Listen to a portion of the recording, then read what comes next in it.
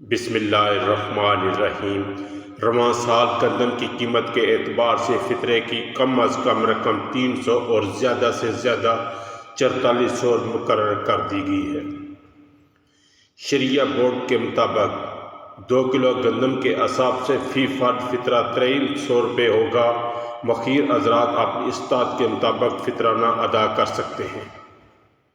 اس حوالے سے جاری ایک اعلامیے کے مطابق شرعیہ بورڈ نے کہا کہ جو کہ اعصاب سے فطرانہ 600 روپے اور کھجوروں کے اعتبار سے 2400 روپے اور کشمش کے اعصاب سے 4400 روپے مقرر کیا گیا ہے۔